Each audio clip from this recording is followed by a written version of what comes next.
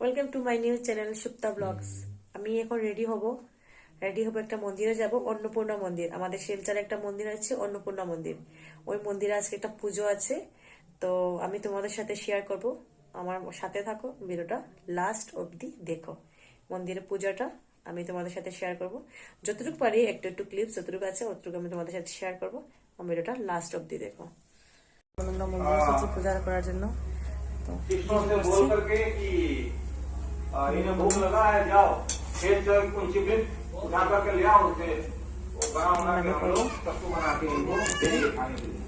इस प्रकार वो शिष्य लोग, मुनि के शिष्य लोग खेत में चले गए, तो वहां से जो खेत में फसल है, फसल जो किसान लोग काट ले जाते हैं, ले जाने के बाद उसे किसान फसल से जो बच जाती, जो खेत में पड़ा रहता है, उसे साधु लोग उठा करके अपने आश्रम में ले जाते हैं। ऐसा कहा गया है शास्त्रों कि मुनि लोग वो सांसारिक वाला भोजन नहीं करते, जो बच जाता है उसको उठा करके ले जाते हैं और उसे सत्तू बना करके सादा सीधा भोजन करते हैं। स्वदेशो भुवनत्रयम्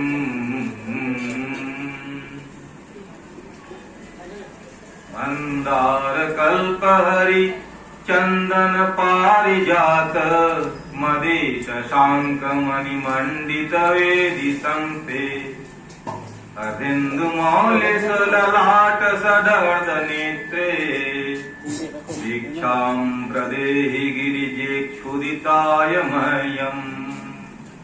देवी अन्नपूर्णा से हम लोग प्रार्थना करते हैं, हे देवी, स्वयं शिव आपके सामने भिक्षा का पात्र लिए हुए खड़े हैं। केवल अन्न नहीं, धन धान्य पुत्र आदि दान में दीजिए, जिससे हमें पुष्टि मिलेगी, जिससे हमें सौभाग्य प्राप्त होगा और जिससे हमें विवेक मिलेगी, ज्ञान मिलेगा, जिसके कारण हम सद्बुद्धि को प्राप्त हो जाएंगे और सत्कर्म में लिप्त होंगे। केवल खाना पीना ही श्रेष्ठ नहीं होता, उत्तम खाना पीना ही श्रेष्ठ होता है, जिसके वजह से आहार अच्छे होने से ही उसका विवेक सद्गुण में बदल जाता है। आहार और विहार ये दोनों अगर सत्कर्म में ना हो तो उसका दुष्कर्म हो जाता है। इसलिए आहार विहार में हमें सब समय ध्यान रख, हमें विवेकशील भोजन प्रदान करें। अतः कथा का प्रारंभ करते हुए मैं देवी अन्नपूर्णा जी का यह व्रत कथा प्रारंभ करता हूँ। आप सभी को पता है कि सृष्टि के आदि काल से व्रत कथा आदि चलते आ रही हैं, मनोमनोकियां चलते आ रही हैं युग युगों से। अभी देखिए यहाँ पे जिस प्रकार का वृत्तांत है, और आप लोग हाल ही में जाने ही होंगे, क्योंकि आज के दिन इतिहास छुपी नहीं है। आज के दिन में इतिहास छुपी नहीं है। जिन इतिहासों को छुपा दिया गया था, दब गया था, आज एक के बाद एक निकल रहा है कि हमारा सनातन संस्कृति कितना पुराना है, लाखों अरबों वर्ष पुराना है, करोड़ों वर्ष पुराना है। वही पुराना संस्कृति आज भी होता रहता है और सनातन से ही हिंदू संस्कृति का उत्पन्न हुआ है। इसीलिए हम लोग हिंदू लोग सनातन संस्कृति को मानते हैं। सनातन और हिंदू अलग है, लेकिन हिंदू का ये मतलब है कि जो सनातन से ही अपना सत्कर्म करे हुए हैं वही हिंदू है। बाकी सारे सनातन से अलग हो चुके हैं, वही हिंदू नहीं कहलाते।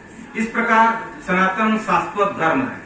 धर्म का अर्थ है जो मनुष्य कर्तव्य है वही धर्म। कर्म किए जिसकी वजह से मुझे ऐसे ऐसे दुख उठाना पड़ रहा है। तो पूर्वक अन्न का दान नहीं किया है, किसी को भोजन करने दिया है, अन्न दिया है, सीधा दिया है, बांग्ला में उसे भुजी भी कहते हैं, वो भी दिया है। तो क्या ऐसा दिया है क्या जो उसके काम ही नहीं आएगा? ऐसा दे दिया है क्या? कभी कभी मैंने देखा है वो अपना सामर्थ्य होते हुए भी ऐसा दान करते हैं कि वो किसी का काम ही नहीं आता। इतना गहरा कुआं, तब वो सोचने लगा, हे भगवान, ये कौन सा दुर्भाग्य है भाई, मैं तो मरने के लिए जान मारा था, यहाँ पानी भी नहीं, दुख में मरू, अब न मरूंगा न बचूंगा, अब कहाँ जाऊंगा, इतना लंबा कुआं में उठूं कैसे? मैं सोचने लगा, निरंतर भगवान की स्मरण करने लगा। आप जब विपत्ति काल में पढ़ते हैं तो स्मरण करते हैं ना, हे राम राम राम, हे हनुमान चालीसा, ऐसे पढ़ने लगते हैं। वैसे उसने भगवान का स्मरण करने लगा और आगे को चलने लगा। वहीं ये आता है वृत्तांत, जो लाइट देखता है और लाइट के आगे बढ़ने लगता है और वो सरोवर से दिखाई देती है और प्राकृतिक दृश्य मुझे दिखाई पड़ता है। फिर वो सरोवर के आगे बढ़ने लगा, सरोवर को पार किए, सरोवर के आगे पत्थर लगा हुआ है, कुछ सेतु जैसा लगा हुआ है, उसमें वो पांव रख रख के सेतु सरोवर को पार करने लगा। सरोवर पार करके उसे एक गुहा नजर आया, थोड़ा मैं पढ़ लेता हूँ, नहीं तो पूरा उस सुंदर भवन के चारों ओर दरवाजे थे, हर तरफ दरवाजा था उस भवन में।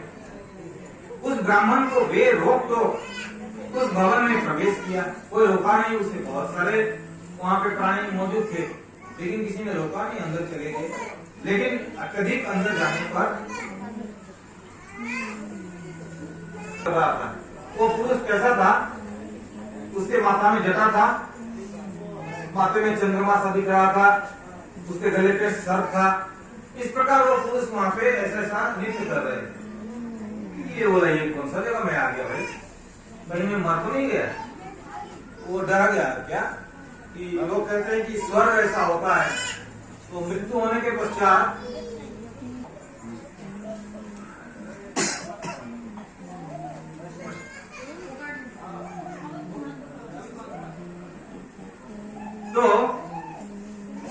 तो दैदीप्यमान पुरुष तेजस्वी नाच रहा था। वह पुरुष सूर्य की अनेक मणियों से सुशोभित था। समझ लीजिए आप कि वो कौन पुरुष हो सकता है। तो उसके आगे रत्न के सिंहासन पर एक देवी बैठी हुई थी। वो आभरणों से विभूषित परम मनोहर एक युवती स्त्री बैठी हुई थी। कपूर, इलायची तथा लौंग से युक्त पान से उसका मुख सुशोभित हो रहा था।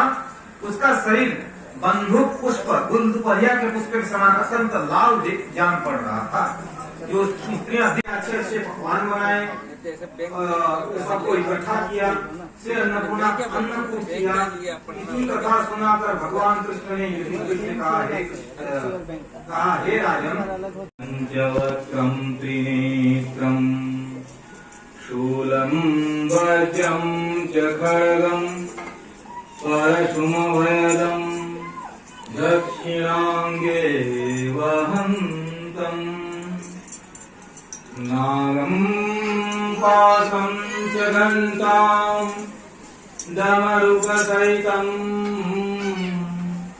चाम्पुषं